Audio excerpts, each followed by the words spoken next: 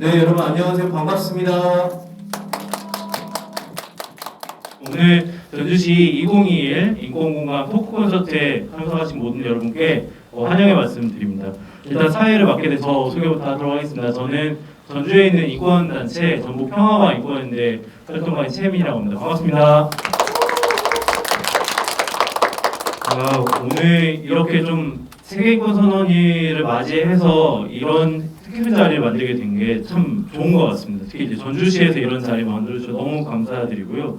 코로나19로 인해서 사실 어려운 상황이다 보니까 현장에서 더 많은 분들이 하기는 어려워서 오늘 온라인과 다양한 방법들을 좀 병행하면서 좀 진행이 되고 있는데 이 애써주시는 분들이 있기에 사실 이 행사가 되는 거라고 생각이 듭니다. 그래서 오늘은 여기 이 애써주시는 분들을 먼저 좀 소개를 드릴까 하는데요. 먼저 지금 저희 왼편에 출연진 왼편에 수어 통역 지원을 맡고 계시는 통역사분들이 두 분 계십니다.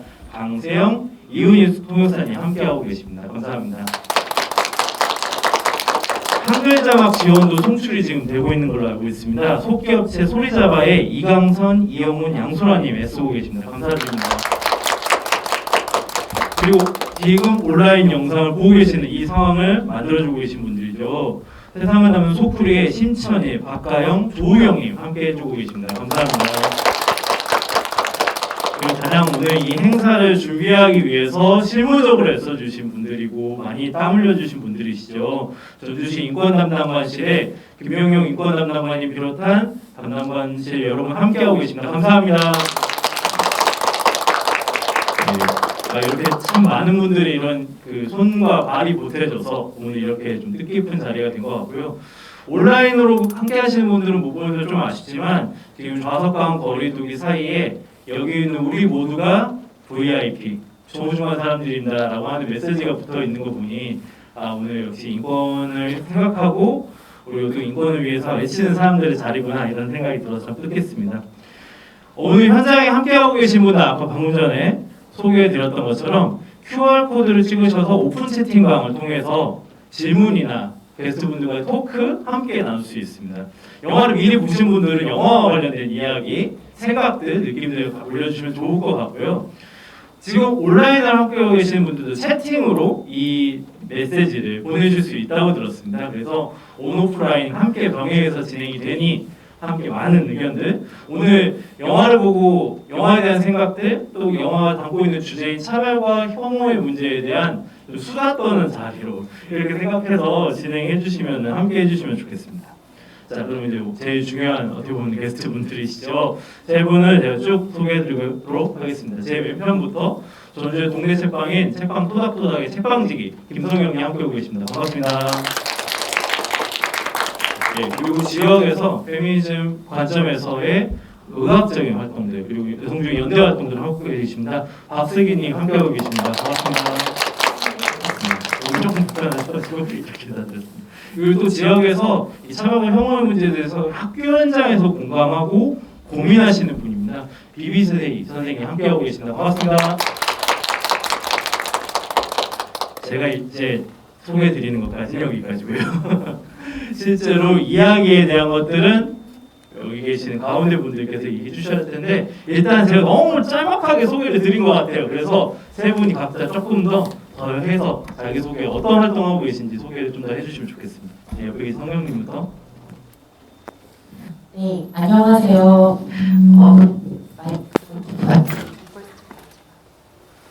네, 안녕하세요. 저는 그 남부시장, 전주 남부시장 청년몰이라는 그 2층이라는 공간에 있는 한 15평 되는 작은 공간에서 책방을 운영하고 있는 책방 토닥토닥 1호기라고 지칭하는 김성경이라고 합니다. 우선 다시 인사드릴게요. 반갑습니다. 저희 책방에서는 사실은 책도 판매는 당연히 하고 있고요. 이런 지역의 이런 목소리들, 차별과 혐오에 대한 어떤 목소리들 그리고 차별금지법에 대한 이야기들 이런 거에 되게 많은 관심을 가지고 있고요. 지역사회에서 어떻게든 이 차별금지법에 대한 목소리를 낼 수 있을까 이런 고민을 하고 있는 그런 작은 책방이라고 생각해 주시면 될 것 같습니다. 감사합니다. 감사합니다. 바로 옆에도 이어서 쭉쭉 소개해 주시면 될 것 같아요. 소개가 가장 어려운 것 같아요. 소개해주셔서 안심하고 있었는데 다시 하라고 하셔가지고 네, 저는 그 소개받은 박슬기라고 하고 언니들의 병원놀이라는 이름으로 활동하고 있습니다. 직업으로 산부인과 의사라는 직업을 갖고 있지만 어떤 의학적으로 무언가 이야기한다라고 사실 생각하고 있진 않고요. 저희가 할 수 있는 모든 것들 제가 있는 자리에서 할 수 있는 모든 것들을 하자라고 매일 결심하고 있습니다. 네, 페미니즘을 고민하고 있지만 사실 페미니즘이라고 하는 것이 단순히 어떤 국한된 특히 소위 생물학적 여성들의 이야기는 결코 아니라고 생각하고 그래서 그런 목소리를 내는 활동들이 또 이어져서 오늘 함께 또 이 자리에서 이야기할 수 있는 기회를 얻을 수 있었던 것 같고요.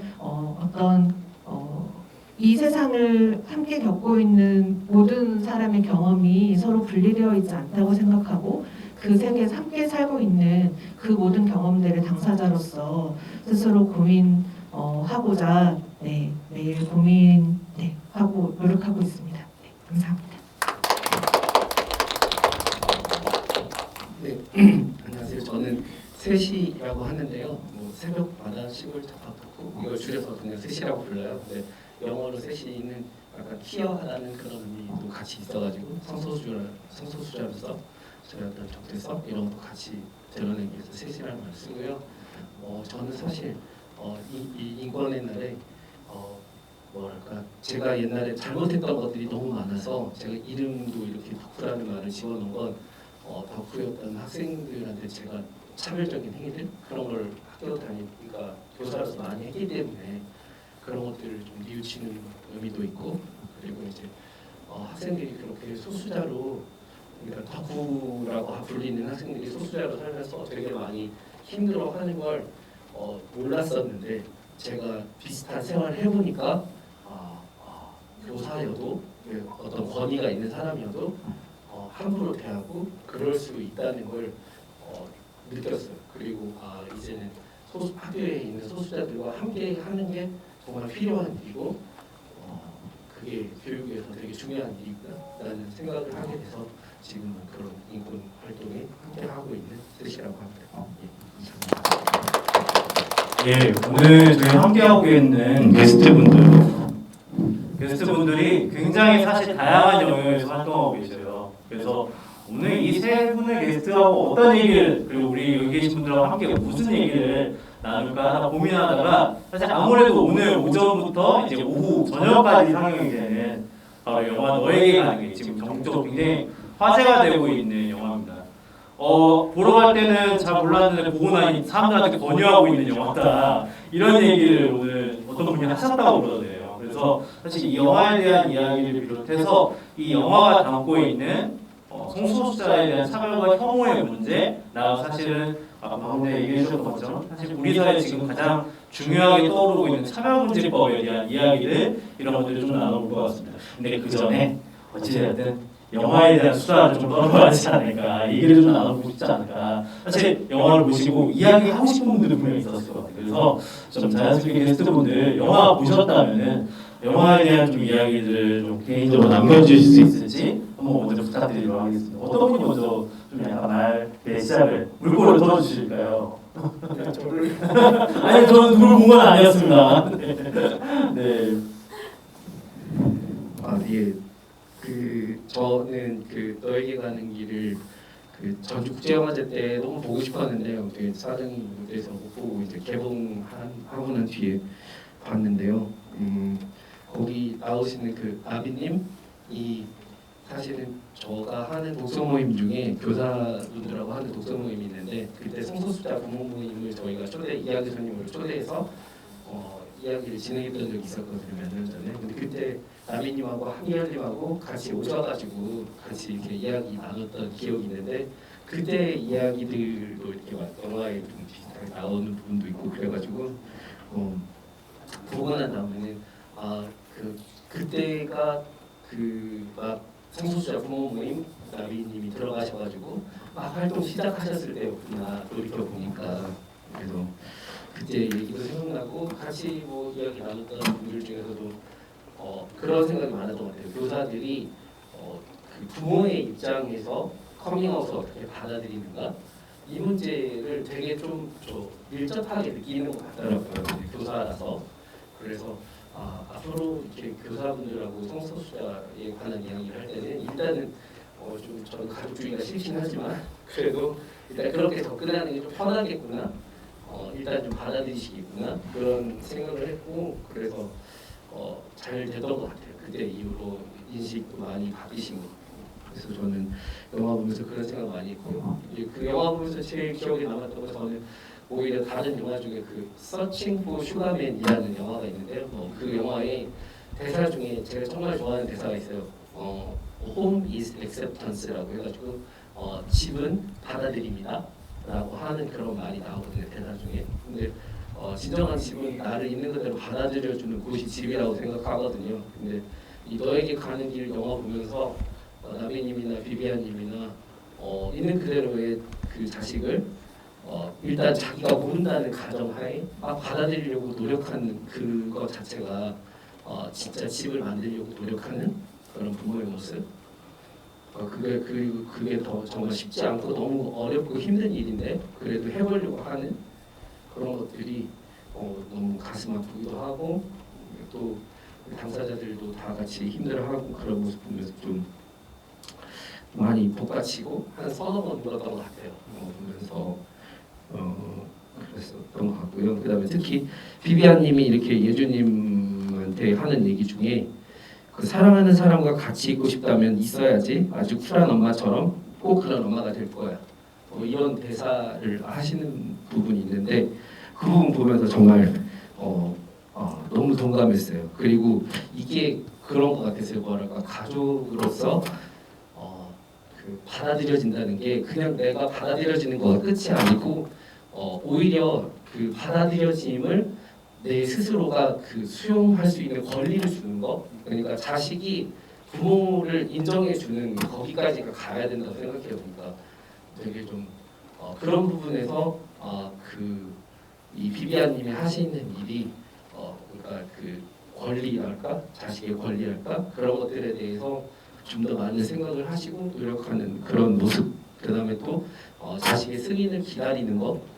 그리고 그 자식의 승인을 받아야 오히려 부모로서 인정되는 거라고 생각하는 게 더 맞지 않나 그런 생각을 했었어요.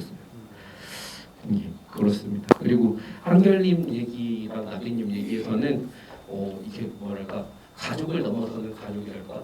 그러니까 그 이렇게 성별 정정 과정 그 말도 저는 좀 싫어하긴 하지만 뭐 성별 확정 과정이랄까 이런 표현을 쓰면 더 좋을 것 같은데 근데 그 과정에서 이렇게 법원에서 그 이혼한 아빠의 동의를 받아오라고 하는 그런 가부장적인 모습들이 여전히 남아있고 그래서 그런 속에서 오히려 대차게 나가려고 하는 그런 모습들이 너무 좋았고요.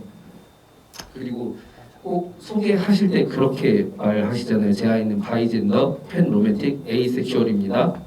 구체적으로는 잘 모르겠지만 그렇답니다. 이렇게 말하시는 부분 있잖아요. 근데 저는 그게 자기가 자기의 자녀를 모른다는 그걸 인정하는 자세 거기에 존중의 태도가 시작이라고 생각해요. 그러니까 누군가를 알고 있다고 생각하는 순간 그 사람한테 함부로 하고 내가 너를 아니까 넌 내가 함부로 해도 돼?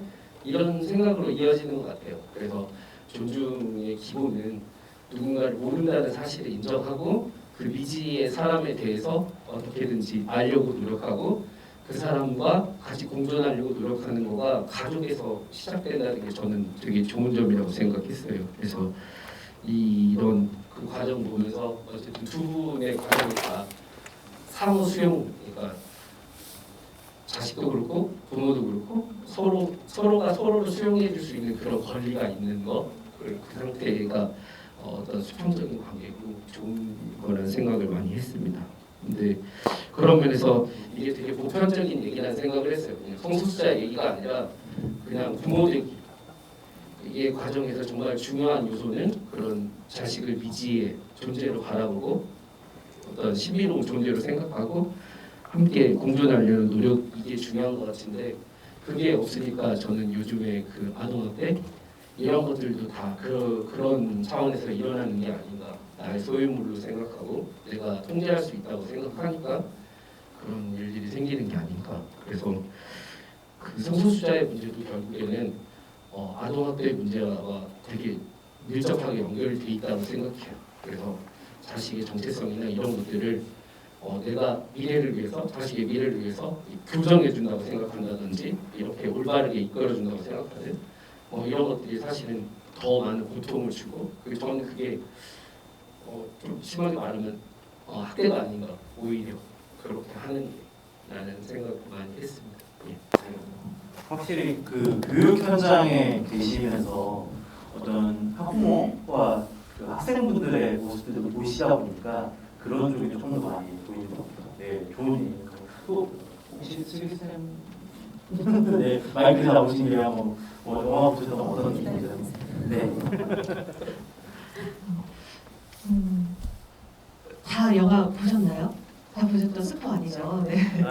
아직 안 보신 분도 계시는 것 같은데. 네. 그 영화 그 홍보 문구 중에 그런 게 적혀 있더라고요. 한 번 보면 퀴어 영화, 두 번 보면 가족 영화, 세 번 보면 여성 영화, 네 번 보면 인생 영화. 그래서 오늘 한 번 보시고 오셨다면 오늘 오전과 또 이다음 저녁까지 3회 상영이 있기 때문에 인생 영화 하셨으면 좋겠고요. 사실 저도 이 부모로서, 특히 부모 중에서도 모성이 약간 조명되는 이야기이잖아요. 그래서 사실은 굉장히 약간 경계심이 있었어요. 어떤 방식으로 이야기가 될까.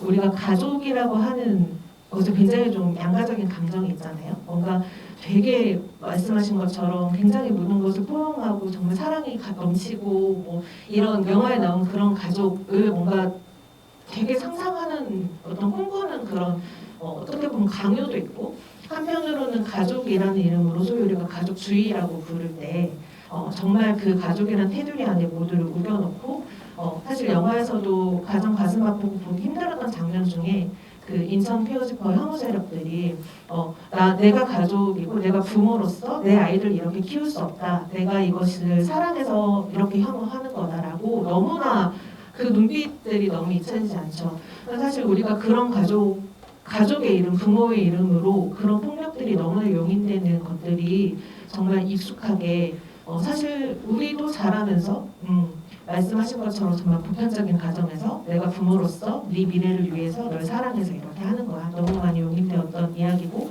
지금도 여전히 어떤 가정에서든 일어나고 있는 이야기고, 그래서 이것이 어떻게 이야기될까 좀 경계심이 있었는데 영화를 보면서 선생님 느끼셨던 거랑 사실 네, 거의 저도 그런 포인트에서 되게 좀 감동을 많이 받았어요. 그래서 계속 말씀하시잖아요. 내가 전혀 몰랐고, 그런 제목에서도 사실 정말 그 주제가 드러나서 너에게 가는 길, 그 가는 길을 함께 찾아가고 걸어가는 그 어떤 부모 자식이라기보다 정말 사랑하는 존재들이 같이 연대하고 같이 싸우는 동료로서 나아갈 수 있는, 그래서 그 마지막 엔딩이 전 그래서 굉장히 기억에 남는 게 그 비비안님께서도 그런 말씀을 하셨죠. 그 뭔가 되게 내가 혐오 세력을 이렇게 마주하거나 그러면 정말 무섭고 다시는 내 자식을 이런 세상에 내보내지 않고 싶을 것 같지만 사실은 그 세상을 바꾸기 위해서 싸우게 된다. 그런 말씀들. 그리고 나비님께서도 나비님께서 말씀해주신 것도 사실 제가 이제 갖고 있던 마지막 경계를 어떤 불식시키는 그러니까 가족이 이런 가족이 있으면 좋겠지만 그런 가족이 많지 않다는 걸 너무나 잘 아시기 때문에 그래도 우리가 함께 단단해질 수 있을 거라는 격려, 그런 부분들이 좀 울컥했던 것 같고요. 저는 사실 보는 내내 되게 좀 판타지 같다는 생각이 들었어요. 정말 판타지 같아서 그 부분이 너무 좀 울컥하는 거예요. 너무 아름다운, 뭔가 비비안님 너무 사랑스럽고 예준님, 성준님 너무 사랑스럽고, 네. 그리고 캐나다 저는 이제 안 오려고 되게 결심하고 있었는데 오히려 그런 부분에서 왜 똑같은 세계에서 똑같은 시대에 살아가고 있는 사람들이 이 세계에서는 이렇게 되게 너무 당연하고 아름답고 행복한 존재로 살아갈 수 있는데 왜 대한민국 이 사회에서는 단지 이 사회라는 이유만으로 이런 일들을 겪어야 할까, 그런 너무 아름다운 부분들이 울컥하더라고요. 그렇죠. 그리고 그 아까 한결님 그 재판을 받는다는 것도 너무 웃긴데 그 과정에서도 똑같은 사람에 대해서 단지 판사 한 명이 자기가 가진 가치관을 어떻게 권력으로 휘두를 수 있는가에 대해서도 그런 그 첫 번째 판사가 이야기할 때는 되게 이제 결심하고 좀 마음을 지켰는데 두 번째 판사분이 이 사회가 이렇게 호의적이지 않더라도 용기 내고 살아가셔라 하는 말에 또 되게 오히려 그런 부분들에서 좀 무너졌던 것 같아요. 그래서 네, 그 뭔가 가족이라고 하는 것, 네, 부모라고 하는 것을 넘어서서 말씀해주신 것처럼 정말 서로 존재가 서로에게 가까이 다가가고 내가 이 사람을 알아가고 그 사람 곁에 서기 위한 그 길을 함께 걸어가는 말 그대로 그것이 진짜 가족이 아닌가. 가족이라는 것은 사실 그래야만 하는 것이 아닌가. 그런 의미에서 어떤 혈연 관계뿐만 아니라 우리 사회에서 사실 가족이라고 우겨져 있는 또 그런 존재들 이외에 가족이 너무나 되고 싶어하는 그런 관계들이 있는데 그런 관계들도 역시 당연히 가족이어야 하지 않을까. 그런 좀 정말 많이 몰아치는 생각들을 하고 왔던 것 같아요. 네, 사실 맞습니다. 그 굉장히 압축적으로 얘기해 주신 것 같아요. 처음 보면 퀴어 영화, 두 번째 보면은 가족 영화, 세 번째 보면 여성 영화, 네 번째 보면 인생 영화가 된다. 근데 아직 못 보신 분들 있으시면 오늘 저녁에까지 전주 시네마에서 하니까 꼭 지금이라도 온라인에 보고 계신 분들 보시러 오시면 좋을 것 같습니다. 그래야 같이 수다 떠는 재미가 있거든요. 네, 그 수다를 이어서 수미 쌤 이어서 저는 이 영화 보면서 그러니까 좀 동료애적인 마음으로 연대적인 마음으로 좀 이렇게 보게 되었는데 나오시는 분들이 사실은 너무나 이제 저희 초창기 2018년도에 있었던 전주 키어문화축제 때 그 한결님과도 이제 만나서 같이 함께 행사를 준비하고 기획했던 경험이 있어서 사실 이제 그 남부시장 청년몰에서 이제 처음으로 전주 키어문화 축제를 오픈했을 때 뭐라도 하고 싶어서 사실 키어라디오라는 행사를 진행했었거든요. 그때 한솔님과 같이 행사를 했었던 기억이 새록새록 났어요. 그래서 화면 속에 비춰지는 그 한솔님의 그 어떤 내면적인 이야기를 보면서 아 저분 저런 어떤 내면의 고통과 괴로움을 저렇게 갖고 계셨구나. 이게 당시에 만났을 때는 느끼지 못했던 한솔님의 모습을 스크린을 통해서 만나게 되어서 무척 남달랐고요. 사실 저희 책방 토닥토닥에 또 나비님과 또 우리 비비안님이 또 저희 책방을 와주신 적이 있으세요. 그래서 또 허그를 정말 찐하게 해주시고 또 갔거든요. 저희 책방이 사실은 작은 곳에 3평 쪽에 있었을 때는 앞에 무지개 그림을 제가 직접 그려놓고 러브 이지 러브라는 어떤 작은 의자를 앉고 같이 뭔가 사진 찍을 수 있는 어떤 포토존 같은 걸 만들었었는데 그 공간에서 이제 관광객분들이 많이 오시면 사진을 이렇게 찍고 가세요.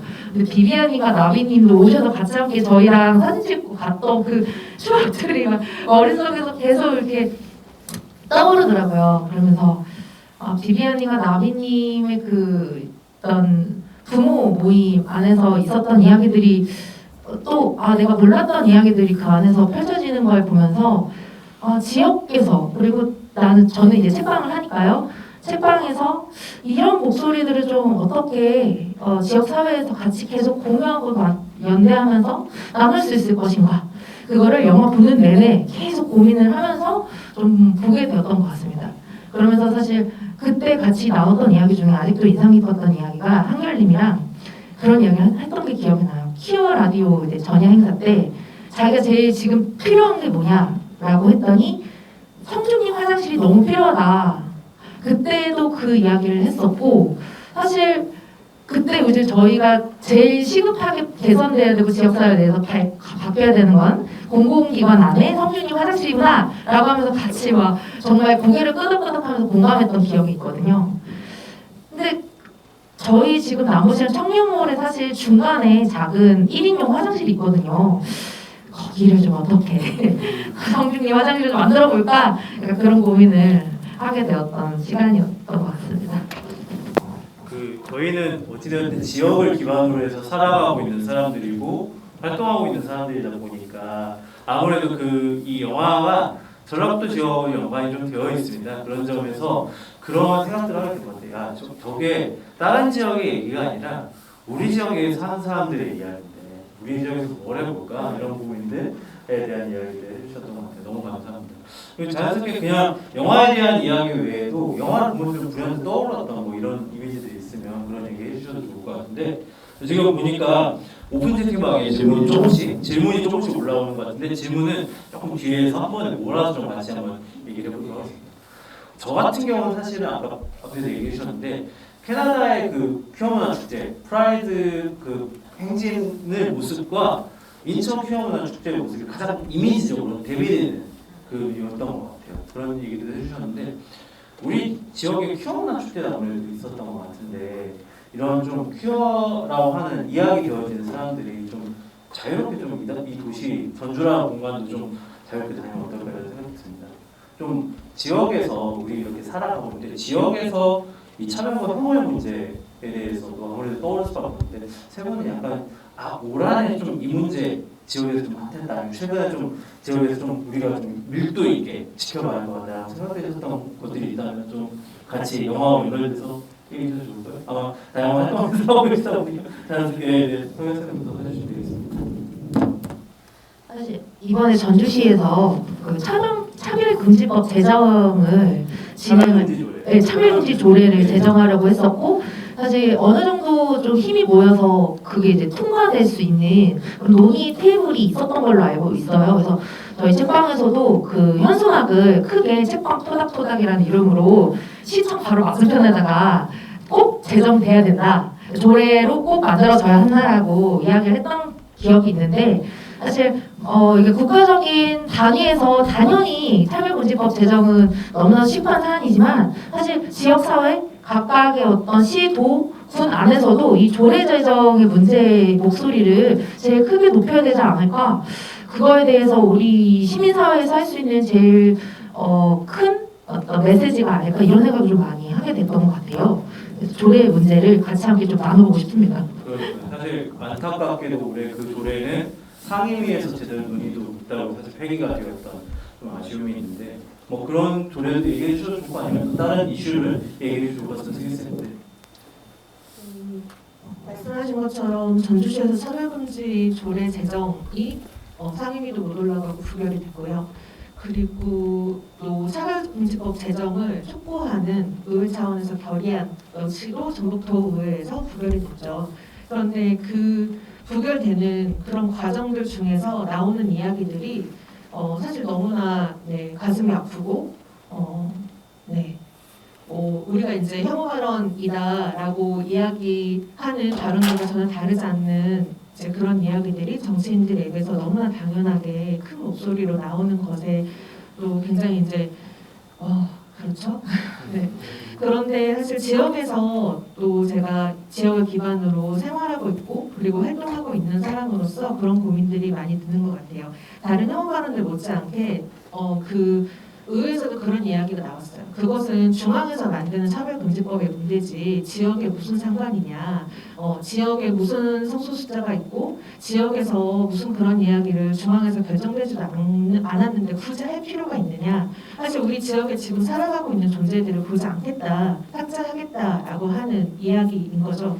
그리고 저희도 이제 언니들 병원놀이에서 올 한 해간 전북지역 성소수자 차별 혐오 경험 연구라고 해서 이제 연구라는 이름을 붙이기에는 좀 거창하지만 실제 우리 지역에 살아가고 있는 성소수자 당사자들이 어떤 경험을 하고 있는지 좀 기록하고 싶다라는 마음으로 9명의 성소수자분들 만나서 인터뷰를 했어요.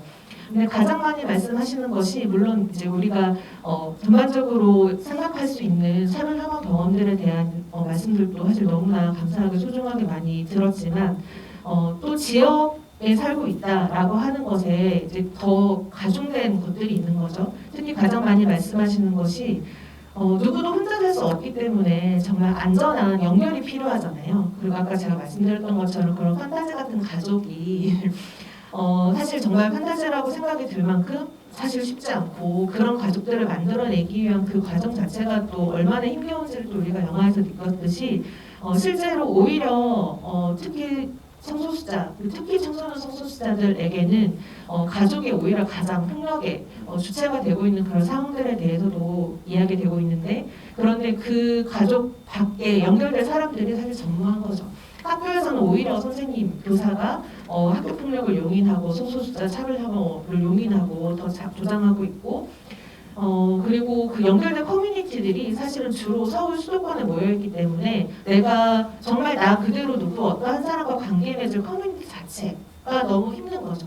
예, 그리고 지역은 이제 더 작은 공간이기 때문에 더 익명성을 지켜주기 힘들잖아요. 그런 부분에서 매일매일 나 스스로를 검열해가면서 내 존재 자체를 어떻게 드러나지 않게 지울 것인가 라는 생각으로 내 그 온 에너지와 이제 정말 그 생을 그렇게 그곳에 투자하면서 쏟으면서 살아가야 한다는 것, 내가 나를 숨기기 위해서 내 모든 에너지를 써야 한다는 것, 그런 일상들이 사실 너무나 더 지역이라는 것이 중점돼서 느껴졌고, 아까 화장실 말씀도 하셨고, 그리고 저는 이제 산부인과 의사이기 때문에 의료적인 측면에서도 이제 트랜지션이라고 하잖아요. 영화에서도 한결님이 트랜지션 과정을 이제 진행하는 걸 보셨지만 흔히 소위 이제 약간 편견이기도 하고 더 알려지지 않은 것 때문이기도 하지만 소위 말하는 성전환 수술이라고 하는 그런 것들을 되게 성기 중심적으로 생각하는 사람들이 많아요.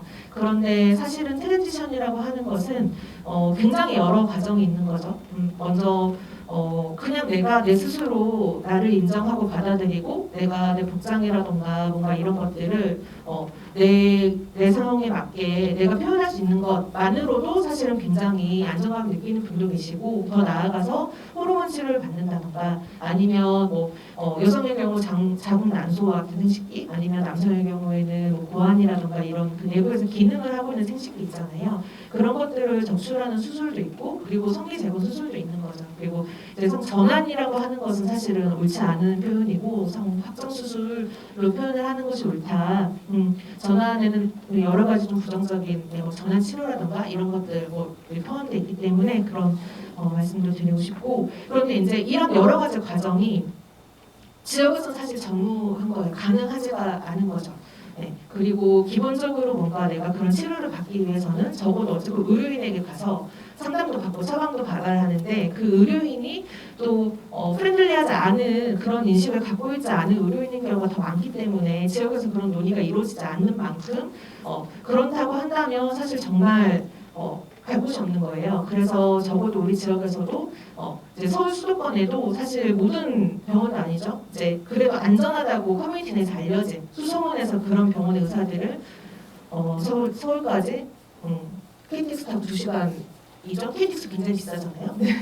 그리고 그렇게 해서 하루 왕복을 꼬박 써야 하고 특히 청소년 성소수자 같은 경우에는 그런 왕복을 병원 일을 운영하나요? 안 열잖아요. 그러면 평일에 이런 뭔가 내가 지원을 받지 않고 이것을 용인받지 않으면 사실은 그런 시도조차 할 수 없고 그리고 모든 게 정말 이 트랜스젠더 당사자분들에게는 그 자체 하나하나가 정말 생존하고 직결된 문제임에도 불구하고 다 이용 목적으로 분류돼서 다 비보험이에요. 의료보험 적용이 안 되는 거죠. 돈이 진짜 많이 들죠. 우리가 생각하는 뭐 소위 그런 수술비 이런 건 떠나서라도 계속해서 매일매일 호르몬 치료를 받는 이런 과정에도 정말 많은 돈이 들고 지역의 경우에는 접근성도 떨어지고 서울에 가는 시간과 교통 여러 가지 정말 것들이 저도 개인적으로 사실 굉장히 제 마음에 담아두고 있는 굉장히 좀 힘든 경험이지만 제가 이제 활동을 하면서 다른 의료 활동가 선생님께 연계를 받아서 전주에 있는 트랜스젠더 분이 계신데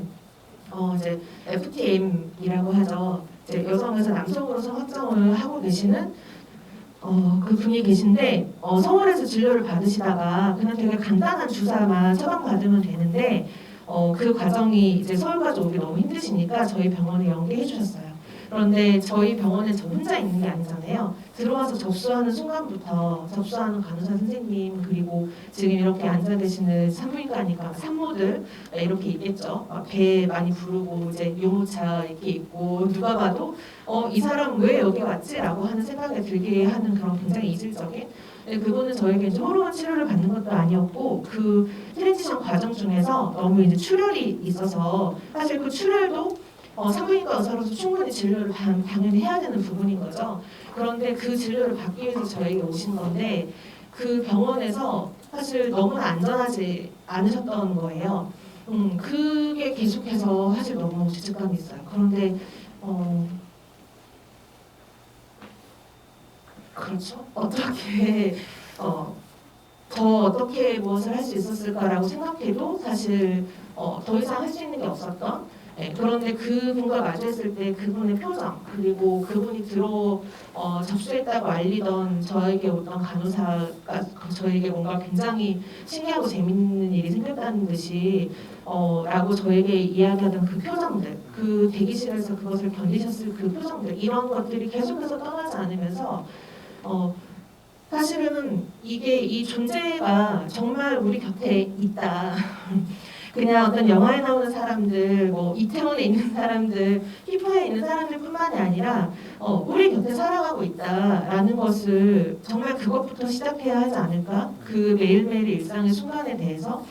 그리고 이제 아까 피어문화 축제도 말씀하셨지만 저희가 2018년에 전주에서 피어문화 축제를 하고 그때도 그런 이야기들이 많았어요. 왜 서울에 퀴퍼가 그렇게 있는데 굳이 전주 같은 그런 조그만 도시에서까지 이런 걸 해야 하냐 이런 이야기가 정말 많았죠.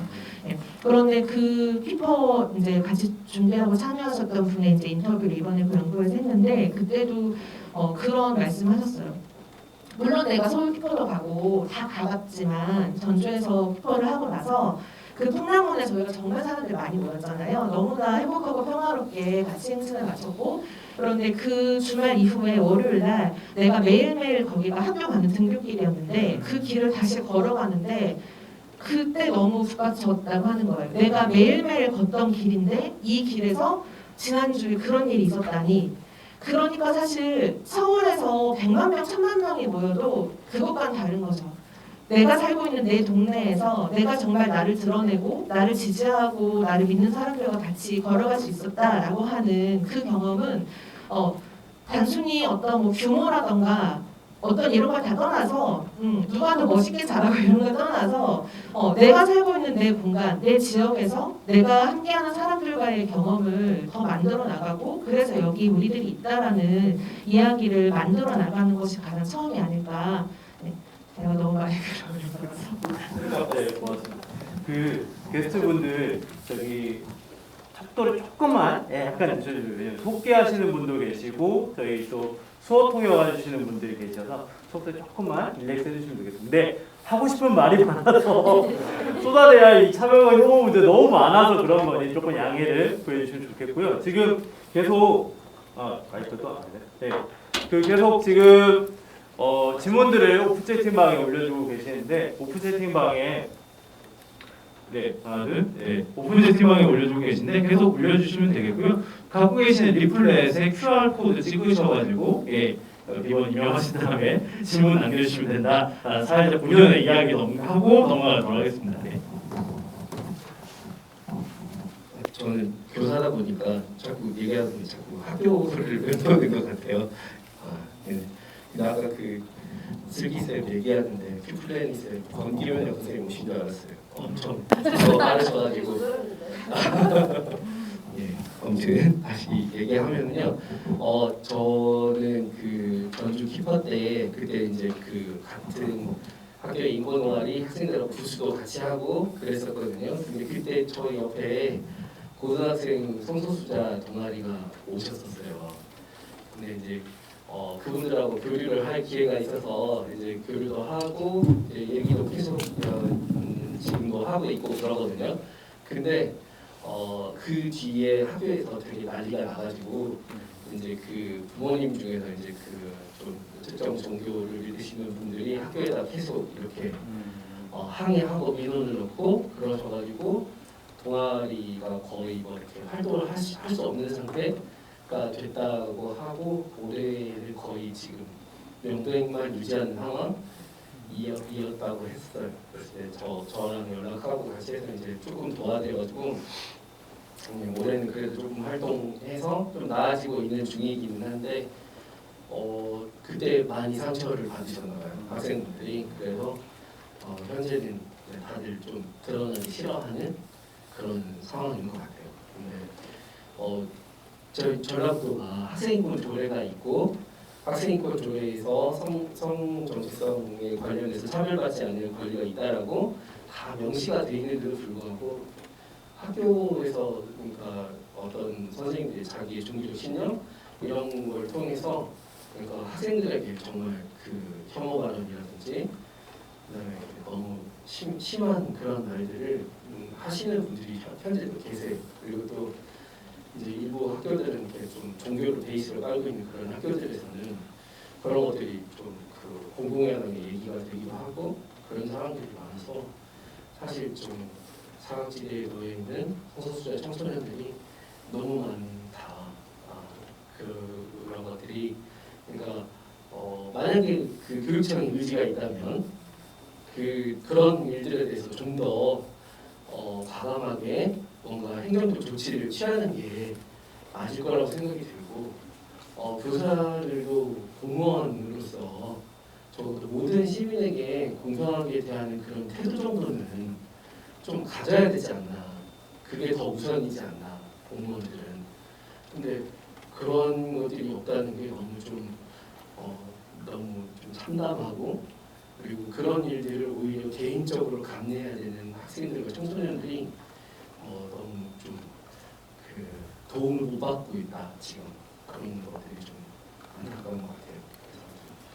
그래서 좀 관심을 좀 다 같이 가져주시고 학생인권 조례가 현장에서 좀 이렇게 좀 뭐랄까 실효성 있게끔 될 수 있도록 시민 사회에서도 좀 학교에다 자꾸 얘기도 좀 해주시고 민원도 좀 넣어주시고 그러셨으면 좋겠다. 그런 얘기하고요.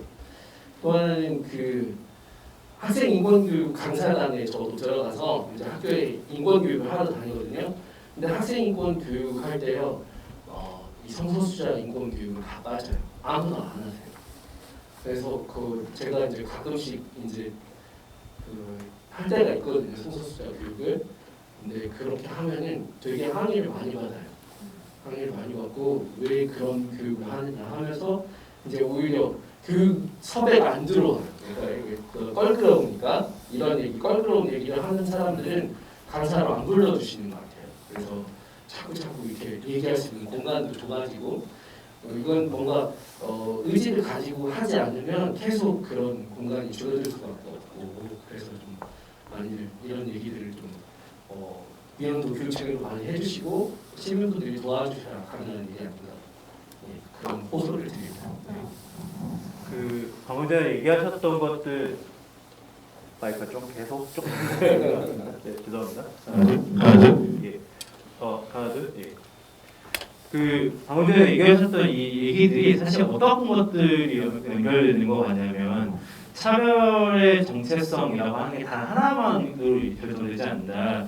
특히 지역의 성소수자 청소년이라고 하는 그 세 가지의 어떤 소수성이라고 하는 게 결합되면서 더 큰 차별로 사실 이어지고 있지 않나 이런 생각이 문득 세 분의 이야기를 듣다 보니까 들었는데요. 그 사이에 저희 기다리던 오프스님방에 이야기가 올라왔습니다. 다음은 질문 겸 생각을 좀 여쭤보는 것 같은데 게스트분들이 자유롭게 해주시면 될 것 같아요. 첫 번째는요. 성중기 화장실에 대해 조금 더 구체적으로 말씀해 주실 수 있을까요? 이게 단순히 남녀를 구분하지 않는 화장실을 말하는 것이 좀 궁금하다라는 얘기가 있었습니다. 두 번째는 왜 수많은 이 차별 금지의 사유들 중에서 이토록 성적신, 성별 정체성이라는 부분들이 부정적이거나 무지한 인식으로 인해서 공격받는 걸까 좀 고민이 드시는 질문이 올라왔는데 혹시 누가 좀 같이 게스트분들께서 얘기해 주실 수 있을까요?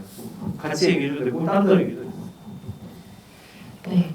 성중기 화장실은 그러니까 엄밀히 얘기하면은 다양한 젠더 프리한 화장실 이렇게 좀 인식해 주시면 좋을 것 같아요.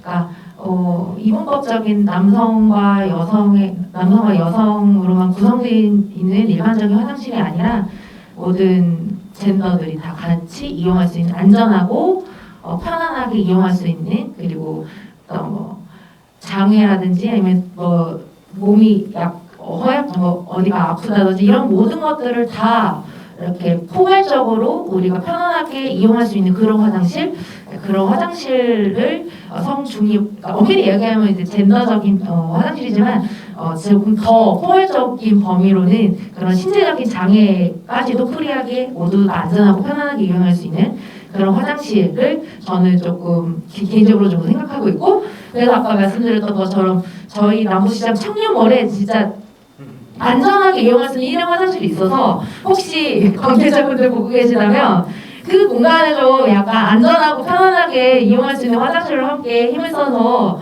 공간을 구성해보는 게 어떨까 저는 개인적으로 좀 공개적으로 좀 제안을 드리고 싶고요. 그리고 두 번째 질문은 사실 이제 어제 저번에 이제 우리 감당하시는 담당자분들과도 이제 같이 이야기 나눴던 지점 중에 하나인데 너무나 엄밀하게 이런 현실 속에서 지금 아까 전에 얘기하셨던 우리 김희세 선생님이 사실 그런 차별적인 교육의 방식에 지금 현재 놓여 있는 이걸 지금 여실히 지금 보여주고 계신 게 아닌가, 저는 그게 반증이다 오히려. 그러니까 모든 어떤 차별의 사각지대에 사실은 이런 어떤 퀴어적인 부분, 어떤 성 취향에 대한 이야기들은 계속 암묵적인 공간으로 놓여 있는 거 아닌가 이런 생각을 조금 하게 되는 거예요. 자꾸 밀리는 것 같아요. 그게 좀 안타깝습니다. 네, 조금 부언하자면 그 질문을 굉장히 많이 받았어요. 페미니즘 활동하면서 성중립 화장실을 이야기하는 것에 대해서 그게 여성에게도 위험하지 않냐, 화장실이 여성에게 얼마나 위험한 공간이지 않냐, 이런 질문을 사실 받고, 근데 저희가 이제 인터넷이나 이런 유명의 공간에도 굉장히 많이 가장 우려를 표하는 지점이기도 하죠. 그런데 말씀하신 것처럼 단순히 남자 여자 구별하지 않는 공용 화장실을 말하는 것이 아니라 정말 누구라도 안전하게 이용할 수 있는, 가장 쉽게는 이제 집 화장실을 연상하시면 되는데요. 어떤 칸막이로 구분되어 있는 게 아니라 방 안에 하나에 밀폐되어 있잖아요. 방문 안에, 거기 안에 그 변기와 세면대가 같이 있고 충분한 공간이, 아까 말씀하신 휠체어나 이제 이런 들어올 수 있는 충분한 공간이 있고, 그리고 이제 거기에서 그래서 성중립 화장실이라는 용어를 모두를 위한 화장실이라는 용어로 조금 더 확장해서 단순히 어떤 그런 성별에 대한 것뿐만이 아니라 누구라도, 예를 들면 내가 성별이 다른 지정 성별이 다른 누군가를 함께 이동해야 했을 때, 그런 보호자와 그 당사자가 지정 성별이 다를 때 굉장히 애매하잖아요. 남자 화장실 가야 되나 여자 화장실 가야 되나. 예를 들면 이런 경우들, 그러니까 정말 이제 모두를 위한 화장실을 더 표방한다, 이런 이제 상상력인데 말 그대로 상상력인 것 같아요. 왜냐하면 우리가 이런 평등한 사회를 겪어보지 않았기 때문에 사실은 먼저 차별과 혐오와 폭력의 생각 먼저 드는 거예요. 아, 여기에서 뭔가 일어나면 어떡하지? 계속 그런 위험한 생각만 드는 건데, 사실 그런 방식으로 계속 우리가 우리의 삶의 영역을 계속 제한한다면 결국 누구도 자유롭지 않을 것이다. 여성 전용 공간, 여성 전용 화장실에서 사실은 더 많은 범죄가 일어나고 있는데, 그런 방식으로 뭔가 영역을 구분하고 철저하게 성별을 구분하는 방식이 사실은 계속 이런 혐오와 차별로 나아가는 방향으로 사실 잘못 물꼬가 터 있는 거 아닌가. 그래서 지금 우리 상상력이 부족하다면 그것을 보완할 수 있는 더 다른 상상력을 같이 이야기할 수 있는 방식으로 어떻게 우리가 이쪽 방향으로 갈 수 있는가에 대한 논의가 더 필요하지 않을까 라는 이야기를 좀 같이 나누고 싶었고요. 그리고 이제 말씀하신 그 사유 관련해서 정말 유독 마치 논쟁할 수 있는 거리인 것처럼, 이 논쟁의 주제인 것처럼 이야기가 되잖아요. 누군가 한 사람의 삶의 정체성이라는 것이 논쟁의 주제인 것처럼. 그런데 그게 거꾸로 이야기하면 그 많은 차별금지 사유 중에서 이성 소수자라는 존재가 얼마나 취약한지가 드러나는 지점이라고 생각해요. 그 많은 차별금지 사유 중에서 성소수자가 공격의 대상이 된다, 거기로 공격이 밀집된다라고 하는 것은 그만큼 이 사회에서 성소수자에 대한 차별과 혐오가 만연해 있고, 이 사람은 차별해도 된다라는 정도의 생각이 깔려 있고, 그만큼 가장 취약한 대상이 아닌가. 그렇다면 우리가 거기에서부터 가장 취약한 사람과 연대하고 손잡는 것으로부터 시작해야 하는 것이 아닌가. 이 사람 빼고 나머지 가는 것이 아니라 그것이 무슨 의미가 있을까. 그리고 차별금지법 제정에 대해서 사실 너무너무 이제 또 많이 같이 활동하시고 하시지만 결국은 이것이 논쟁거리가 된다는 것 자체가 국가가 주는 메시지이죠.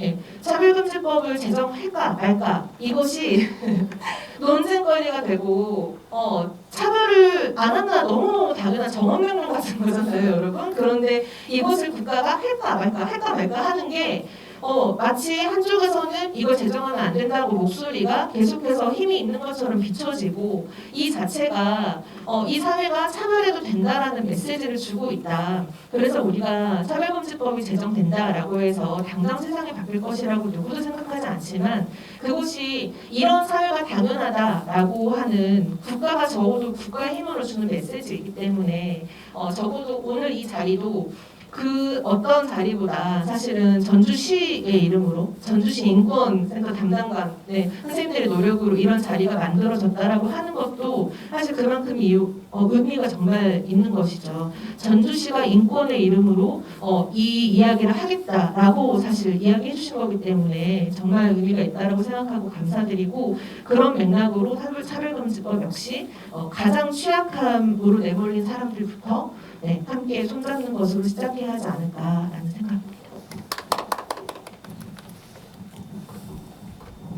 한숨 돌리시고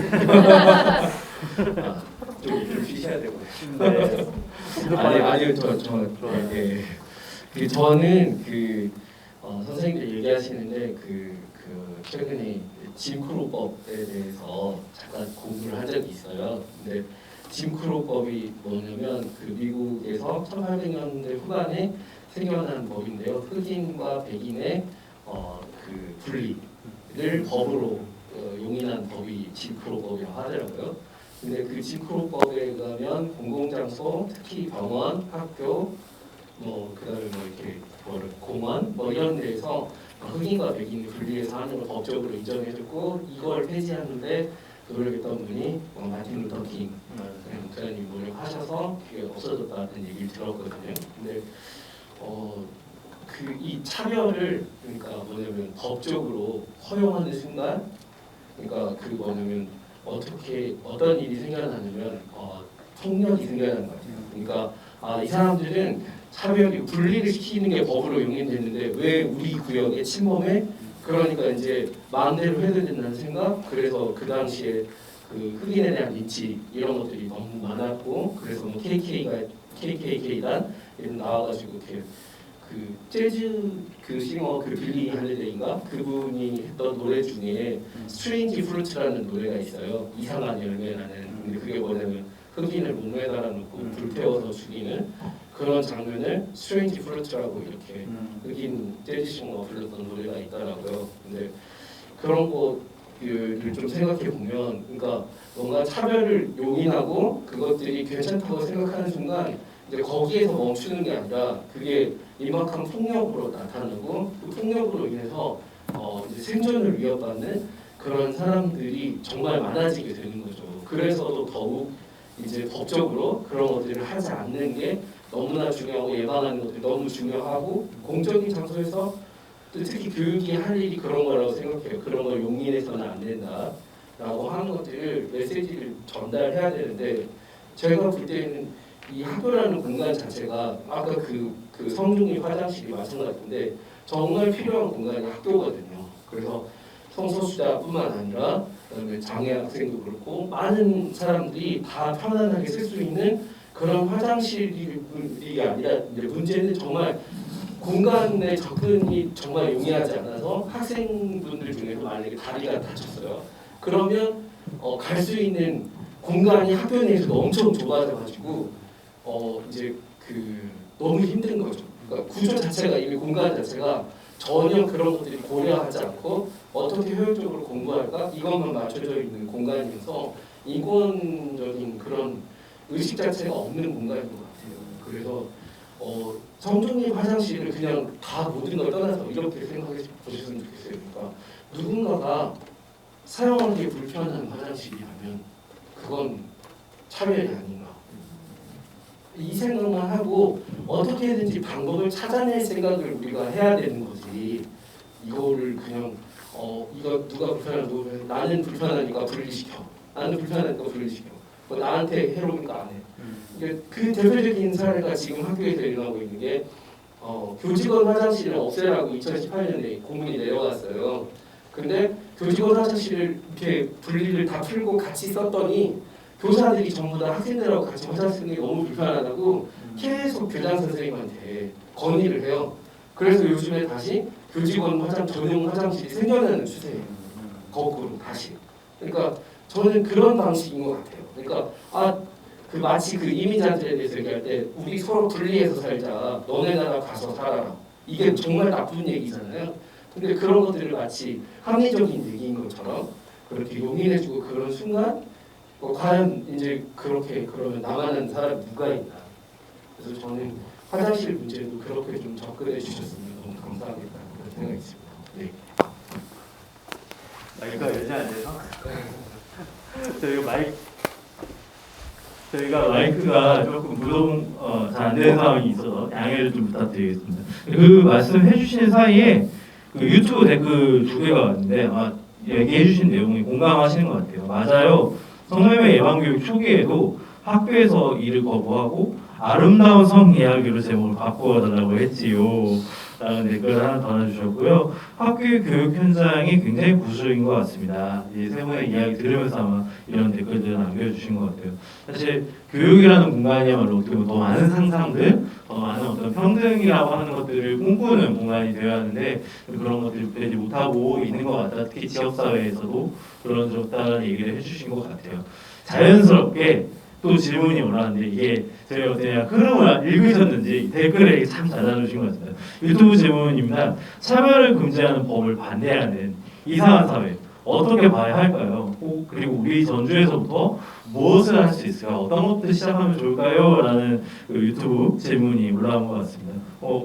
개인적으로 아까 조금씩 얘기해 주시겠는데 혹시 조금 더 더해서 말씀해 주실 분이 있으면 마이크를 좀 넘기도록 하겠습니다. 어떤 분부터? 네. 빨리 하나씩 전달해서 어떻게 봐야 될까요? 싸워야 될 것 같은데. 네. 그런데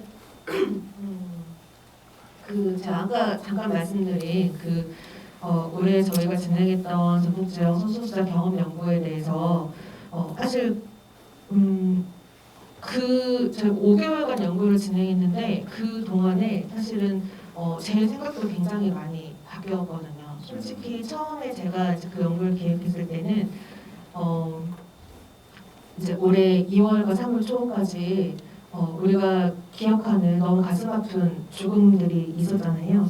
근데 그런 죽음들 앞에 사실은 페미니즘이라는 이름으로 너무나 성소수자에 대한 혐오가 당연하게 계속 이야기되고 있고 그것에 심지어 페미니즘의 이름이 붙고 이렇게 돼 있다는 것에 대해서 사실 어떻게 표현해야 할 수 없을지 그럴 정도로 굉장히 많은 상처를 받았죠. 아마 많은 분들이 공감하셨을 거라고 생각해요. 그래서 그것에서 고민을 시작했어요. 그래서 나는 페미니즘을 지향하는 사람인데 나는 이것에 대해서 무엇을 할 수 있을까라는 고민으로 저희가 지금 할 수 있는 이 자리에서 할 수 있는 것을 고민하다가 직접 이제 그 이야기를 들어서 목소리를 만들자라는 이제 고민으로 인터뷰를 시작했는데 솔직히 저희가 처음에 이제 그 연구를 계획할 때에는 차별 혐오 경험을 다 들어야지. 그래서 이런 차별 저런 차별 뭐 노동에서 차별 교육 차별 의료 차별 이렇게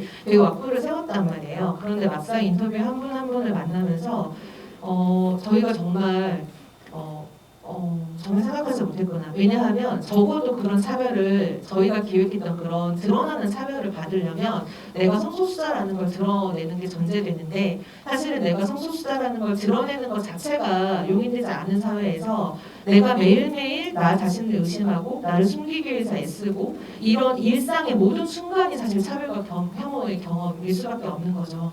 그래서 저희가 그 인터뷰 과정에서 이제 다 뒤집어 엎고 다시 그 일상의 경험들에 대한 목소리를 만들어가면서 계속 고민을 했어요. 사실 아까 그 말씀해주신 질문처럼 매일매일 저희가 이제 같이 품고 있는 질문이겠죠. 도대체 우리가 어떻게 해야 할까라는 고민인데 여전히 또 뾰족한 방법은 없지만 우리가 함께 이렇게 모이는 것 자체가 그런 힘으로 만들어가는 시작일 거라고 생각하지만 그 연구를 하면서 제가 느꼈던 작은 결심이라고 할까요? 하는 것은 그러니까 제가 소개에서도 말씀드렸지만 이것이 어떤 차별받는 존재들이 있어서 그 존재들이 힘드니 그 존재들과 단순히 연대한다 라는 것을 뛰어넘어야 된다라는 생각을 많이 했어요. 왜냐하면 선생님들 지금 다 이런 이야기에 같이 공감하고 이 사회가 어떻게든 정말 이상하고 변했으면 좋겠다라는 마음을 함께 하고 계시잖아요.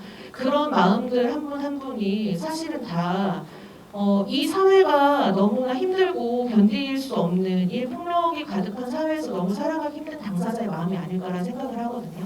저 역시 그랬고 어떻게 그런 혐오들이 페미니즘의 이름으로 불릴 수 있고 그리고 어떤 그런 혐오의 목소리에 계속 힘이 실릴 수 있고 어떤 인권을 누구의 인권 저울질하듯이 재서 이야기할 수 있고 그런 이 목소리들을 계속 힘을 얻어가는 이 사회가 너무나 끔찍하지 않은가. 그러면 그 사회에서 살고 있는 나는 괜찮은가라는 생각을 하는 거죠. 매일매일 그 경험을 목도하면서 그 고통에 계속 공감이 되는데 그러면 나는 괜찮은가. 성적 지향이나 성별 정체성을 떠나서 내 장애 여부를 떠나서 내가 난민이 아니라고 해서 나는 이 사회에서 살아가기가 정말 괜찮은가라는 질문을 자꾸 하게 되는 거예요. 나는 이렇게 마음이 아프고 힘든데 그러면 내 마음은 뭘로 설명할 수 있을까? 나는 그냥 오지랖한가? 이런 생각들을 좀 하게 되는 거죠. 사실 우리가 저희가 학교 폭력에 대한 이야기도 선생님 같이 활동하면서 나눴지만 그 폭력을 당한 한 사람만 피해자가 아니라고 생각하거든요. 그 옆에 있었던 친구, 내가 이 친구를 도울 수 없었던 그 되게 무력감, 그리고 그것을 되게 뭐랄까 어쨌든 그 공간에 있는 그 사회에 있는 모두가 사실 그 폭력의 경험의 당사자라고 생각하고 이 폭력이 가득한 사회에 살고 있는 우리 모두가 사실은 이 취약한 존재들에게 가해지는 폭력에 대한 당사자의 경험을 가지고 있다라고 생각해요. 그래서 그런 의미로서 사실 우리 경험을 바탕으로 각각 모두의 경험이 다르겠지만 그 경험을 바탕으로 함께 계속해서 이야기를 만들어 나가는 것이 가장 중요한 시작이 될 수 있지 않을까라는 말씀을 감히 드려봅니다.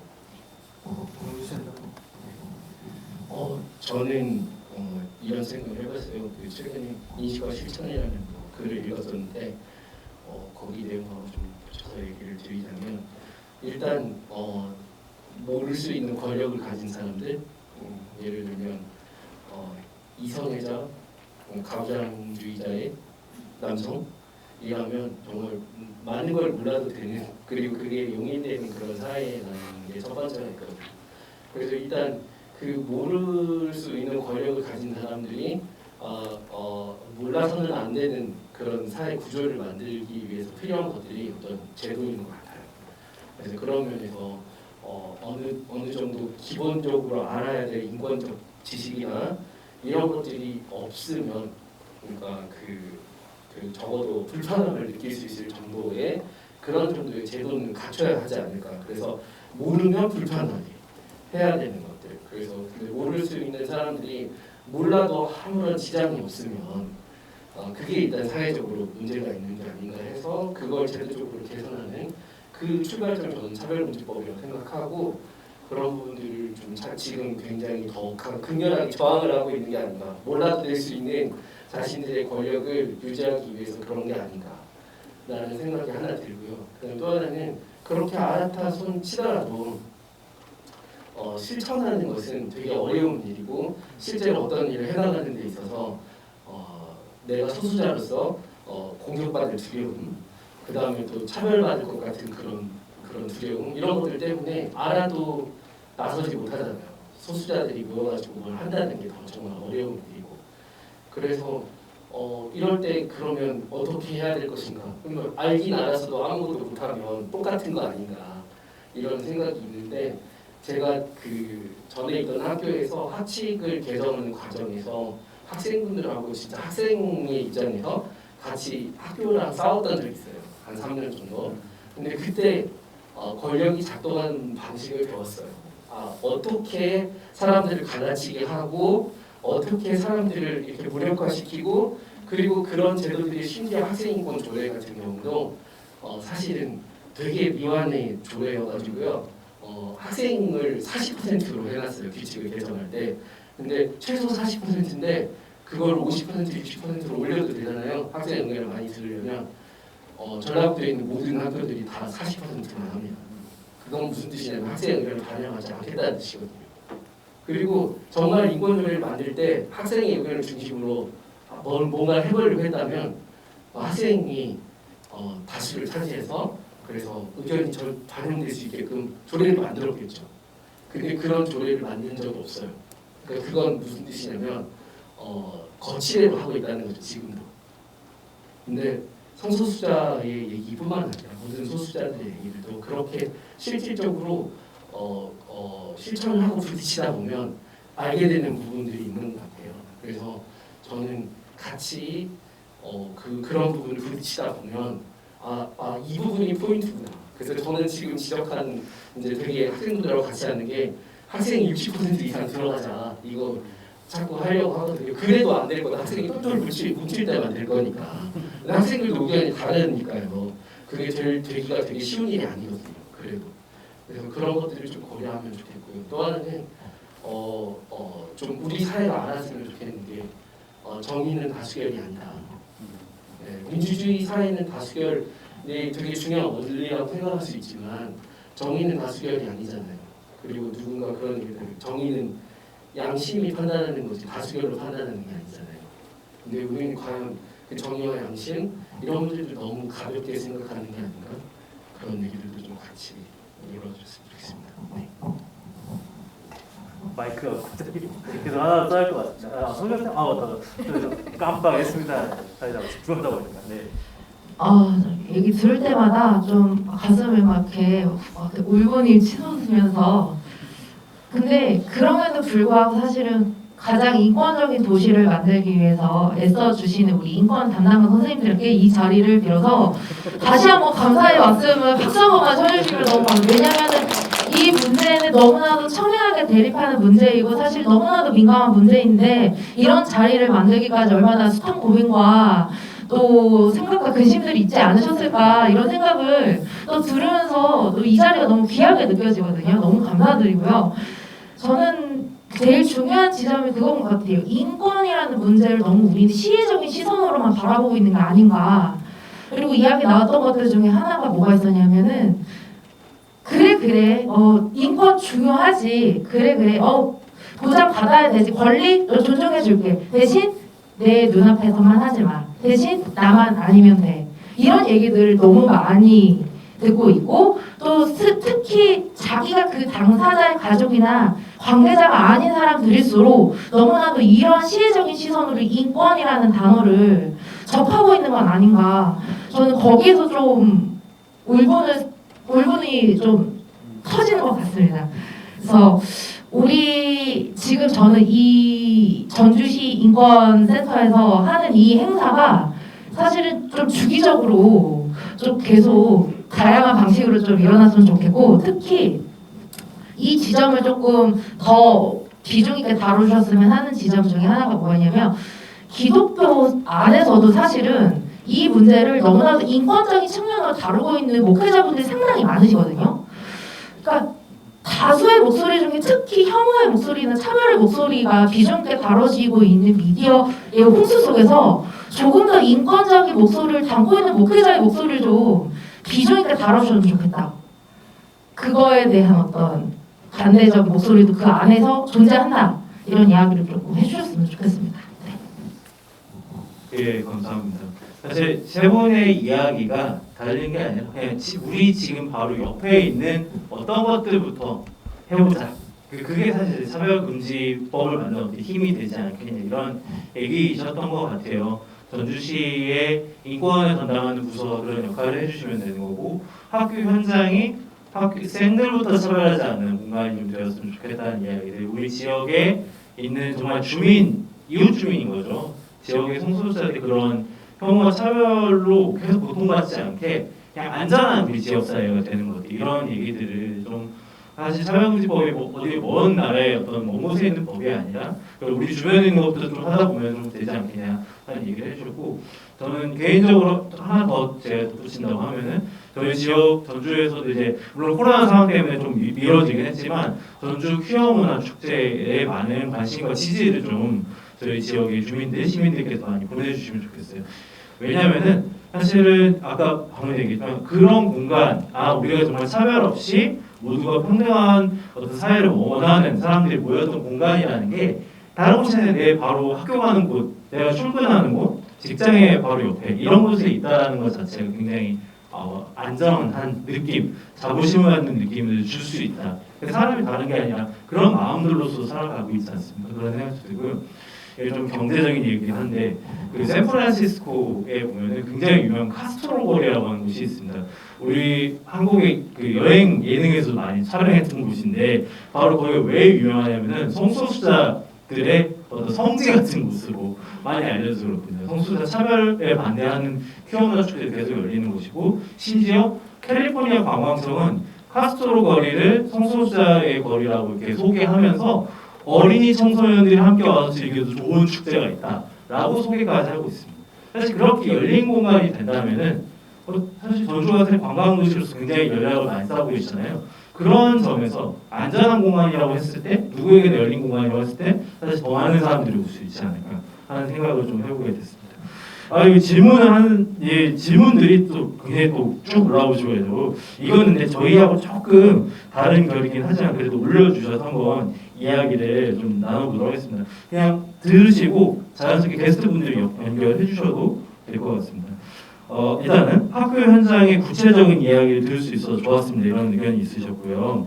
질문입니다. 유튜브로 잘 참여하고 있습니다. 고맙습니다. 조금 다른 얘기일 수 있는데요. 코로나19 상황이 길어지면서 일상에서 가볍게 놓치는 것들이 많이 보입니다. 특히 백신 패스에 대한 것들, 오늘 저희도 이렇게 하고 들어왔는데요. 어떻게 생각하시는지 궁금합니다. 방역과 개인의 권리가 충돌된다? 방역이 중요한 건 알겠는데 어떤 걸 우선시하게 되어야 할지 고민이 듭니다. 특히 미성년자에게 전에는 백신 접종 대상이 아니었었는데 지금은 백신을 맞으라고 권유를 하고 있죠. 본인에게 설명하는 게 본인이 아니라 학생 본인이 아니라 부모에게 협조하는 모습을 계속 요구하고 있지 않나, 그런 모습을 보고 있고, 그래서 이런 생각이 듭니다. 전에는 꼭 맞춰야 하는 건 아니었는데 미성년자 본인이 아닌 보호자의 계속 이 학부모님들에게 백신 접종을 요구하고 있는 것이 조금 마음에 계속 걸린다라는 얘기를 해주셨던 것 같아요. 혹시 조금 저희가 하고 있는 흐름하고 좀 다르게 하는지 혹시 덧붙여 주실 얘기 누가 있으실까요? 바로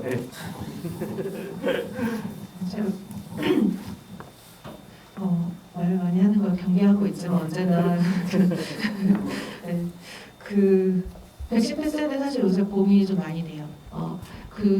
물론 백신 맞을 수 있는 적어도 국가에 있는 것도 어찌 보면 굉장히 이 지구에서 또 한정된 자원이고 그런데 이런 방식으로 코로나를 계속 우리가 보게 하는 것이 옳은가?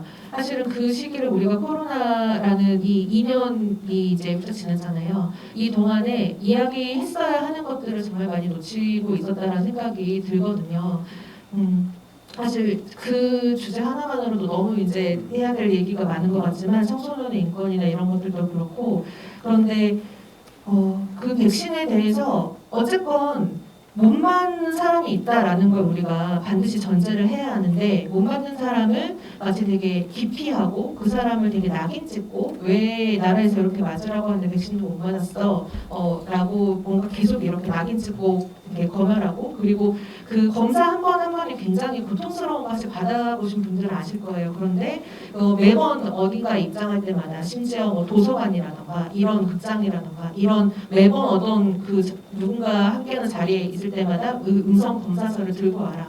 비용도 그렇고 고통도 그렇고 시간도 그렇고 굉장히 많은 기회비용이 필요한 그런 검사인데 이런 방식으로 하는 것이 옳은 방역인가? 그리고 백신에 대해서도 계속 이 선진국 중심으로 부스 사실 될 때까지 계속해서 맞는 사실 그 자원으로 전 세계적으로 백신을 구할 수 없는 다른 국가와 사회에 이것을 풀면 사실 코로나가 이미 종식되었을 수 있는 거잖아요. 그런데 그렇지 못하기 때문에 계속해서 다른 변이가 나타나고 그렇다면 계속해서 부작용을 감수하면서 백신을 계속 맞아야 하는 이런 어떤 악순환의 고리가 이것이 옳은가에 대한 생각 그리고 코로나 처음 이 시기부터 계속해서 나왔던 것처럼 계속 뭔가 낭비하고 낙인 찍고 격리하는 방식으로 아까 말씀하셨던 것처럼 안전한 구역을 계속 좁혀서 이 구역은 우리끼리 안전하게 있고 이 밖의 사람들은 격리하는 방식으로 계속 우리가 사실 이 사회를 지켜온다는 민영이 있었잖아요. 그런 방식이 옳은가에 대해서 좀 더 많은 고민이 필요하겠다라는 생각이 들고 부작용에 대해서도 사실은 음모론처럼 이제 사회에서 이야기하지만 물론 그런 이제 영향을 사실 또 의사 입장으로서 굉장히 좀 고민이 되는 부분입니다만 분명히 사람마다 다 개인적인 상황은 다르고 부작용이라고 하는 것이 예측할 수 없이 발생하는데 그것을 충분히 개인의 선택에 맡길 수 있도록 충분한 정보와 선택권을 주어져야 하지 않은가. 그것이 아닌 것으로 뭔가 계속 낙인과 격리가 반복되는 방식으로 국가가 이것을 정책으로 지속한다면 그것은 분명한 차별이다라는 것에 우리가 조금 더 목소리를 모아서 다른 이제 방식들을 생각해야 할 것 같고요. 그러니까 또 그것을 청소년 본인에게가 아닌 또 부모에게 계속 이야기하는 방식도 한 산부인과 의사로서 사실 하고 싶은 이야기가 너무 많죠. 청소년 여성이 진료를 보기 위해 들어오면 청소년 여성의 본인의 선택권과 어떤 본인의 설명과 대화할 기회가 전혀 없고 계속 그 이제 엄마라고 하는 그 보호자 친권자가 그래서 모든 것을 결정하거든요. 그런 과정에서 사실 정말 이 청소년 여성 당사자에게 필요한 이야기 예를 들면 피임이라던가 어떤 성적 관계에 대한 이야기라던가 이런 것들을 꺼낼 수조차 없는 상황이 되는 거죠. 그래서 이 우리가 영화 얘기를 하고 있는 걸 다시 상기해 보면서 우리 가족이라고 하는 것, 이 친권자, 부모, 가족이라고 하는 그 역할들이 정말 내가 모든 것을 다 알고 있어서 너에게 가장 좋은 것을 내가 결정해주는 권력을 가진 존재가 아니라 정말 동등한 하나의 존재로서 서로 알아가고 관계 맺어가는 것을 영원히 고민하는 그런 동료이고 동반자이고 지지자로서의 가족이어야 하는 것을 다시 한번 좀 상기할 수 있었으면 좋겠다는 생각입니다. 예. 영수 네. 네, 저는 그 지금 사실 이 문제 때문에 되게 고민이 많은데요.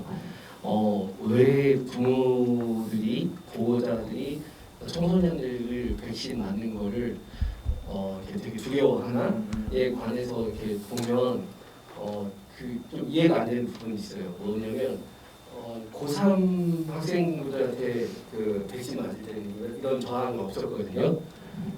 그런데 이제는 이제 그런 저항이 생겨나고 있는데 이제 제가 이렇게 쭉 그 사태 추이를 볼 때 방역 패스가 학원에 적용된다고 할 때 좀 심각하게 드러난 지점이 있었던 것 같아요. 그리고 그 부분에 대한 반대도 되게 심한 것 같고 그러니까 나는 백신을 맞히고 싶지 않은데 내 자식에게 맞히고 싶지 않은데 공부는 하고 싶은 거죠. 근데 그걸 못하게 하니까 국가에 저항을 하는 그런 논리처럼 좀 보이는 부분들이 있었거든요. 그래서 저는 그 부분이 가부장제에서 그러니까 그 어떤 그 청소년에게 어떤 사회적 지위를 물려주는 데 있어서 대학이라는 그런 어떤 과정이 되게 중요한데 그 대학이라는 과정을 하는 데 있어서 방역 패스가 그 자신에게 그 적용되는 것들이 좀 부당하다라고 느끼시면서도 또 한편으로는 수능 시험은 또 그 시험을 보려면 어쩔 수 없으니까 그건 또 인정하는 그래서 되게 좀 모순된 것 같지만 사실 되게 일관성 있는 거라고 보여지거든요. 근데 그 일관성이 사실은 그런 그 어떤 학력과 관련된 이런 요소들에서만 드러나지 실질적으로 아까 그 슬기생이 얘기해 주신 것처럼 개인의 건강이라든가 선택권이라든가 이런 문제들을 폭넓게 이렇게 생각해서 거론되고 있는 건가. 그래서 특히 청소년이 자기 신체에 대한 자신의 권리가 있음에도 불구하고 마치 우리 민법상에서 청소년들이 어떤 계약을 맺을 수 있는 그 권리가 있긴 해요. 그러나 청소년의 보호라는 그런 관점에서 잘못된 계약을 맺었을 때에는 부모가 그거를 파기를 요청할 수 있고 그리고 실제로 파기가 된다고 해요. 민법상으로. 그러니까 그걸 생각해서 애초에 청소년과 계약을 안 하려고 하는 거죠. 많은 성인들이 청소년과의 계약은 어차피 부모가 이의제기하면 보호라는 명목으로 이의제기를 하면 계약이 성립되지 않으니까 나는 그 계약을 안 하는 게 차라리 유리하다라고 생각하고 그냥 아예 대놓고 보호자하고 친권자하고 얘기를 하는 거죠. 근데 그게 법적으로 유리하니까. 그래서 사실은 청소년 보호를 위해서 생겨난 그런 법리인데 그 법리가 오히려 뭐냐면 그 친권자의 그런 힘을 강화시켜주고 오히려 종속되는 그런 관계로 돼버리는 안 좋은 영향으로 가고 있는 것 같아요. 그래서 청소년들의 하나의 계약 당사자로서 또는 신체의 권리를 가지고 있는 하나의 주체로서 어떤 존중을 하되 거기에 대한 좀 약간의 선택의 미스가 나거나 실수가 있었을 때 그거를 사회 차원에서 보호해 줄 수 있는 그런 법적 체제 이런 것들이 다 좀 하나의 그 뭐랄까 원리처럼 좀 돌아가면 좋은데 그런 아동을 존중하는 그런 요소들은 쏙 빠져버리고 그러니까 그 서로들 피해보지 않기 위해서 자기들만 피해보지 않기 위해서라고 하면서 그냥 되게 안전함만을 추구하는 거 그런 것들이 사실 이 방역 패스에서도 드러나지 않나 그런 생각을 해봤는데 예.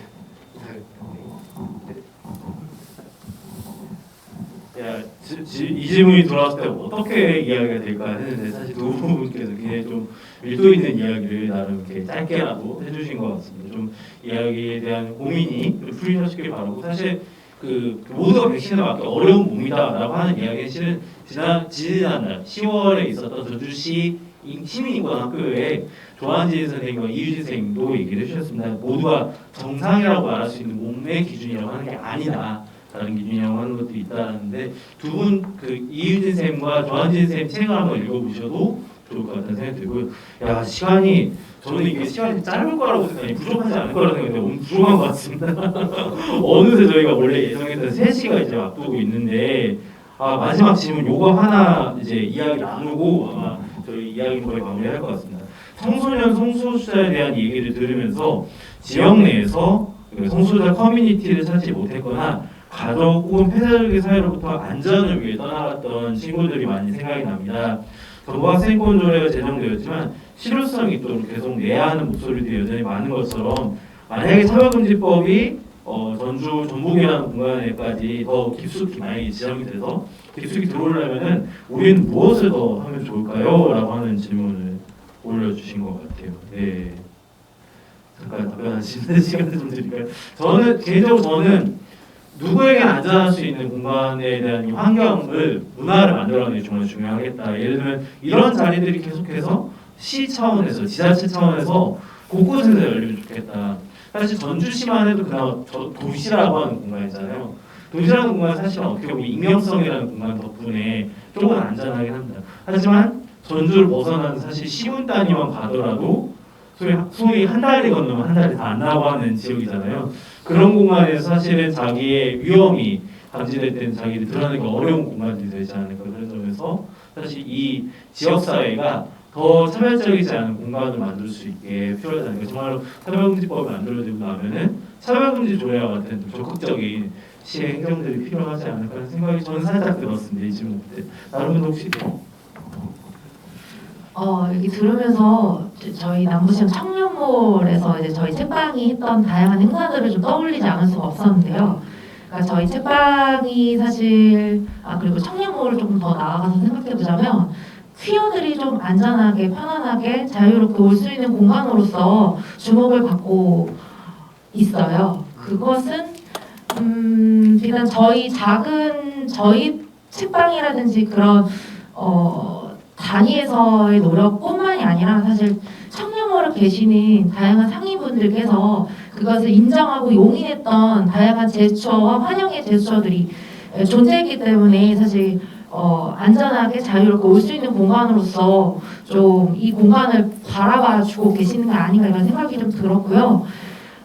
사실 저 또한 저희 책방 토닥토닥이 퀴어 웰컴한 어떤 그런 책방으로서 오픈할 수 있었던 제일 큰 이유는 저희 청년몰에 계시는 상인분들께서 그것을 용인해 주셨기 때문이에요. 그러니까 그러한 어떤 멤버십이 청년몰 안에 있었기 때문에 저 또한 조금 더 용기 내서 다양한 어떤 문화 기획들을 그런 퀴어에 관련된 이야기들을 좀 해 나갈 수 있었던 게 사실이거든요. 그래서 저는 저희 전주시 내에 이러한 어떤 웰컴 퀴어한 이런 다양한 이야기들과 비전들을 좀 곳곳에서 좀 나눌 수 있는 안전한 자리가 조금 동시다발적으로 좀 많이 일어났으면 좋겠다라는 작은 소망을 조금 펼쳐보면서 아까 우리 최민 씨가 이야기했던 것처럼 좀 전주시가 우리 인권센터가 정말 가장 인권적인 도시 만들려고 진짜 많이 애쓰시지만 조금 더 애써주시라. 그러면 더 안전한 이야기들, 이런 목소리들이 더 힘이 실릴 것 같다는 생각, 그리고 이런 목소리를 모을 수 있는 창구가 전주 인권센터가 된다면 정말 모두가 주목하는, 귀추받는 그런 전주시가 되지 않을까 이런 생각이 좀 들었습니다. 화이팅!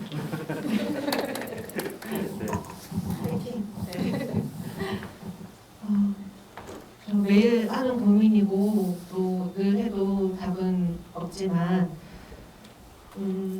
저는 사실 아까도 말씀하셨던 것처럼 인권이라는 것이 뭔가 시혜적인 것이 아니라 정말 나의 이야기로부터 시작될 수 있었으면 좋겠다. 진심으로 진짜로 그 영화에서도 왜 그런 말씀 하시잖아요. 되게 받아들이는 것 같지만 진짜로 내가 받아들이기까지 정말 시간이 걸렸다. 약간 그런 것처럼 저희도 사실 선언적으로 이게 옳지, 지지하는 게 옳지, 연대하는 게 옳지라고 하지만 정말 이것이 정말 나의 의미로서 뭔가 누군가 힘들어하는 누군가를 연대하는 것, 그러니까 연대라고 하는 것에 대해 고민이 많이 드는데요. 그 단순히 뭔가 힘을 보탠다, 뭔가 이 편을 든다라는 것을 넘어서서 정말로 연대하는 것이 무엇일까? 이 사회에 살고 있는 우리 모두의 경험들을 정말 나의 이야기로서 함께 손잡는 것이 연대가 아닐까 하는 생각을 하고 그런 이야기들을 우리가 정말 내가 가진 모든 경험으로 모두가 다른 이야기들을 만들어가는 것이 굉장히 중요하다는 생각을 하고 있어요. 결국은 살아있는 사람들의 이야기가 가장 큰 힘이 있다라고 생각하거든요.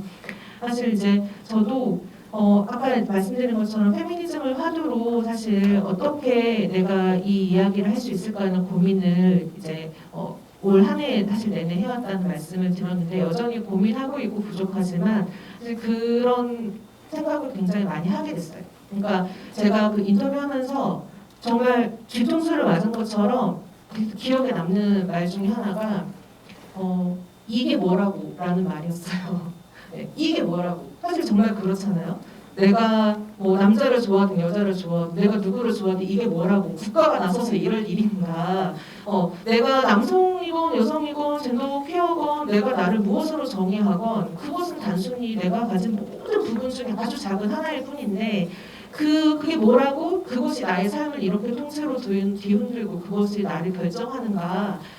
사실 그런데 그 말을 듣고 저도 사실 계속 그런 저의 삶의 경험들이 생각이 나는 거예요. 저도 여성으로서 우리가 모두 다 그런 여성으로서 혹은 남성으로서 여자는 이래야 해, 남자는 이래야 해, 너는 이렇게 태어났으니 이런 삶을 살아야 해 라고 규정되었던 그 모든 순간들 내가 아닌 삶을 선택하는 것에 어떤 그런 우겨넣어지는 그런 모든 순간들 청소년기 우리가 모두가 학교에서 경험했던 사실 그런 순간들 그런 모든 삶의 경험들을 우리가 정말 모르지 않고 겪지 않은 사람이 없고 그런데 그런 삶의 경험들과 이 사회에서 그런 차별이 계속 삶에서 그런 이 사람의 인생을 너무 쉽게 결정하고 네 인생은 여기까지야 라고 결정하는 그런 모든 차별들이 사실은 결국 나와 다르지 않고 나와 연결되어 있다 라고 해서 그 누구를 위해서가 아니라 정말 이 세계에 살고 있는 이 함께 살고 있는 당사자인 나로서 이야기를 함께 했으면 좋겠다라는 말씀을 좀 드리고 싶고요. 그리고 이제 저는 제가 이제 즐겨서 쓰는 표현이고 또 제가 매일 결심하는 표현인데 우리의 영토를 넓히자라는 사실 말을 하거든요. 그런 말씀들을 하세요. 당신 앞에 만약에 성소수자가 한 번도 보인 적이 없다면 그건 당신 때문이다. 당신이 안전하지 않다고 느끼기 때문에 당신 앞에서 존재가 드러나지 않는 것이니까 그건 당신을 돌아봐야 된다라는 말씀을 정말 공통적으로 하셨어요. 그래서 우리가 스스로 안전한 제가 갖고 있는 땅은 요만큼밖에 안 되지만 이 영토를 적어도 안전하게 만들어서 적어도 이 공간에서는 안전할 수 있다.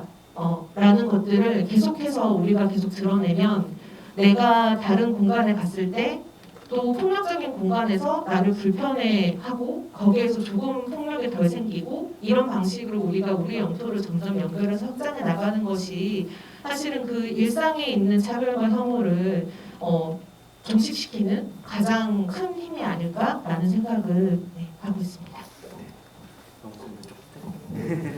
좀 간단하게 말씀드리면 그 동아리를 할 때 저는 인권 동아리 많이 하거든요. 근데 인권 동아리 할 때 인권 동아리에서 차별하는 건 별로 상상을 안 하니까 저기 가면 좀 괜찮겠다 하고 되게 오는 학생분들이 소수자이실 경우가 많아요. 그래서 우연하지 않다고 생각하는데 그러니까 뭔가 여기가 존중받을 수 있는 곳이다 라는 그런 기대가 있으면 많은 소수자들이 오시는 것 같아요. 그래서 올해 초에도 인권 동아리를 하자고 이렇게 했는데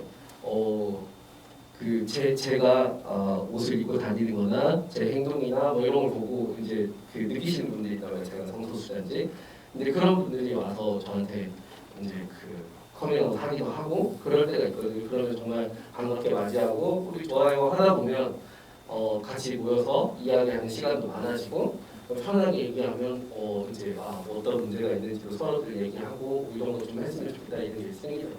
그래서 저는 이렇게 인권 담당관도 계시고 이렇게 인권 친화적인 그런 공무원들이 계시는 게 이게 정말 큰 힘이 될 것 같아요. 그리고 이걸 기점으로 해서 좀 다들 뭐냐면 이게 발판이 돼서 편하게 얘기할 수 있는 그걸 자꾸 만들어 주시는 거를 자꾸 아까 말씀하신 슬기 선생님 말씀하신 것처럼 티를 냈으면 좋겠어요. 그래서 티를 내서 저는요 정말 오픈돼 있어요. 그러니까 적어도 잘 모르지만 나비님 말씀처럼 전 잘 모르지만 차별 안 하려고 노력하는 사람이에요. 라고 하는 그런 신호를 보내면 그게 정말 바뀌는 출발점이 아닐까. 그래서 어디든 그러면 차별금지법에 대한 생각들도 다시 바뀌지 않을까. 그리고 포레스트 검프 거기 보면 케네디 대통령 때 처음에 흑인이 대학교 입학할 때 막 엄청 테러 같은 것도 날 것 같아가지고 주 방위군이 와서 탱크까지 지금 몰고 와서 흑인 대학생을 보호하는 그런 장면이 있잖아요. 그러니까 뭐랄까 이 한 사람이 너무나 상징적으로 중요하다면 뭔가 그렇게 이 시가 도와주려는 그런 느낌 이런 것들이 좀 뭔가 느껴지면 될 것 같아요. 그래서 그러면 되지 않을까. 노력하고 있다는 거 보여주고. 예, 두 가지 말입니다. 사회자는 시간을 맞춰야 한다는 촉박감 속에 계속 이 시간을 맞춰야 하지만 또 이 너무 중요한 얘기들을 더 많은 분들이 나눴으면 해가지고 단 두 가지 마음이 드는데요. 마지막에 이 댓글 두 가지 정도는 같이 공유하면 좋겠습니다. 모르면 판단하지 말고 배우는 사회가 되길 바랍니다. 저도 일상에서 누군가에게 상처 주는 말이나 어떤 시선을 하지 않았는지 다시 한번 생각해 봅니다. 라는 댓글 남아주셨고요. 여기 모인 모든 분들 다 소중합니다. 라고 이렇게 또 댓글 남겨주시면 감사드립니다. 저희가 시간이 사실 3시까지인데 지금 또 뒤에 영화가 3시 반부터 또 이어지게 됐습니다. 그래서 아쉽지만 오늘 이 자리는 이렇게 좀 마지막 말씀하신 걸로 좀 갈무리를 해야 할 것 같습니다. 되게 아쉬운데요. 또 남은 이야기 잠깐 끝나고 잠깐 영화 시작 전에 하셔도 좋으니까 함께 해주시면 좋겠습니다. 오늘 이렇게 이 자리 만들어 주시는데 다시 한번 감사드리려고 말씀드릴 것 같아요. 수호통역 지원의 강세영 이은희 선생님 감사드리고요. 네. 한글자막등 송출할 수 있도록 해주신 이강선님, 이영호님, 양소라님 모두 감사드립니다. 네, 그리고 온라인 영상 중계해주신 소프리의 심천일, 박가영, 조우영님 감사드리고 네, 감사합니다. 오늘 저희 출연진 분들의 이야기는 이렇게 끝나지만 이후에도 영화 상영은 그리고 제일 중요한 감독님과 출연진과의 대화가 바로 3시 반 영화 상영 이후에 바로 이어집니다. 그러니 꼭 영화 혹시 지금이라도 달려가서 보실 분들 보셔도 좋고요. 또 저녁 시간에 영화 상영이 되니 영화 상영 시간표 전주시 인권담당과 이제 참고해서 해주시면 좋겠습니다. 오늘 모두 함께 해주신 분들 감사드립니다. 수고하셨습니다.